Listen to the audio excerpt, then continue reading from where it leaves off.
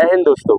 अभी हम मौजूद हैं ग्राम अदरौटा में। आप लोग कितने सालों से रह रहे हैं यहाँ पर? बहुत पुरानी है, हम लोग यहाँ पे।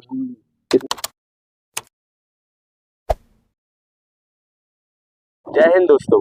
अभी हम मौजूद हैं ग्राम अदरौटा में।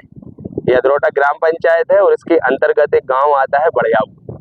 ये दमोह जिले से मात्र 10 किलोमीटर की दूरी पर ये गांव आता है और इसका आपने सुना होगा, इसका विश्व हिंदू परिषद और बजरंग दल ने इस ग्राम पंचायत के लिए एक ज्ञापन सौंपा था कलेक्टर महोदय को, और यहाँ जांच के आदेश जारी करवाने के लिए ज्ञापन सौंपा गया था कि यहाँ पर कुछ अवैध तरीके से जो रोहिंग्याज हैं या दूसरे अवैध तरीके से जो घुसपैठ होती है उनके लोगों को यहाँ पर बसाया जा रहा है।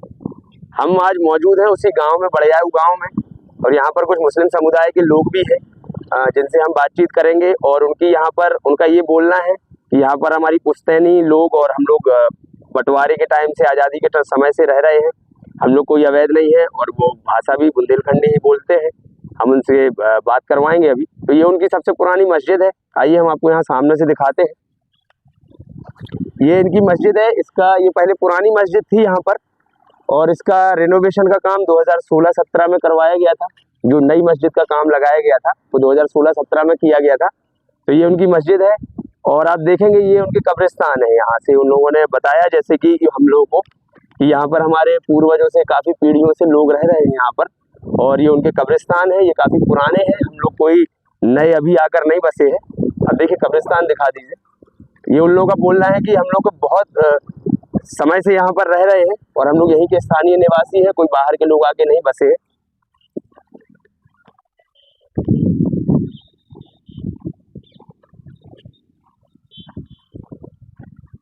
ये देखिए आप, इनके यहाँ पर कब्रिस्तान है, और जिन लोगों की भी यहाँ पर दफन करवाया जाता है तो उनकी मेमोरी में एक पत्थर वहाँ पर कर देते हैं, उनका नाम लिख जाता है। तो आप देख सकते हैं यहाँ पर ये काफ़ी लोगों के नाम लिखे हुए हैं, और ये काफ़ी 1-2 दिन में तो ये नहीं बनते हैं।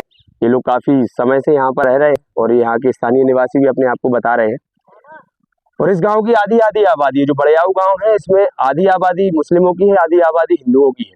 ये लोग लगभग, इन लोगों ने हमें जैसा कि इन्फॉर्मेशन दी कि 400 से 500 यहाँ पर मुस्लिम लोग हैं और 400 से 500 हिंदू लोग हैं, ऐसा इन लोगों का बोलना है।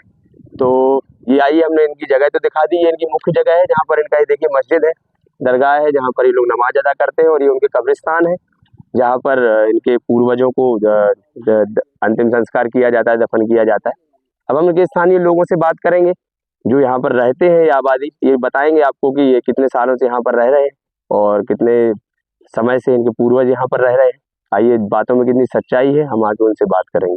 आपको यहाँ की बड़ियाऊ के पास की बस्ती दिखाई और मस्जिद भी दिखाई कि कितनी पुरानी है, और दिखाया कि जैसे कि बड़ियाऊ में जैसे लोग यहाँ पर जो कब्रिस्तान बने हुए वो भी दिखाए। अब आइए, यहाँ के स्थानीय जो लोग हैं, यहाँ पर इन लोगों की एक दुकान है। ये लोग रोड के बगल में यहाँ पर एक दुकान खोले हुए, पंडापुरी टाइप की। तो आप लोग कितने सालों से रह रहे हैं यहाँ पर? बहुत पुरानी है, हम लोग यहाँ पे कितने साल पुरानी, कम से कम। और देखो, बुंदेलखंड 200-400 साल हो गई होगी। हाँ, और बुंदेलखंडी भी जो है बोल के जाना था। बुंदेलखंडी भी, और क्या, बुंदेलखंडी अच्छे से बोल लेते बाकायदा। तो जो नेता के बारे में अफवाहें फैलाई जा रही थी कि जो है बाहर से आके बसे हैं या रुके हैं, तो यो लेके कछु जनों से और 2-4 जनों से और बात कर ले। तो चाचा, आप बताइए, आप कैसे हैं? तो कितने साल से रह रहे थे? ऐसे तो हम बहुत साल से जन्म में ही। देखो, ये भी बुंदेलखंडी बोल रहे हैं और ये प्रमाण दे रहे हैं कि बताइए कि आए 5-6 पीढ़ी हो गई जो नेता रह रहे बाकायदा। और कितनी जनसंख्या है आप और गीते पे?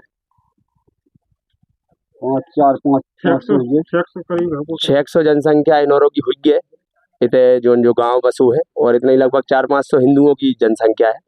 हिंदू तरफ रहते हैं और ये मुस्लिम ही समय पहले एक संग रहते, लेकिन अब ये कछु जने विस्तार हो जा रहा है, फैलत जा रहा है, तो इतने और जगह रह जा रहे हैं, आगे बढ़त जा रहे हैं। लेकिन ये तय के यहाँ है और ये बुंदेलखंडी में बाकायदा बोल भी रहे हैं और बता रहे हैं कि हमारे की तो पीढ़ी बहुत टाइम से थे, हमारे रह रहे हैं, हमारे पूर्वज ऐसे रह रहे हैं।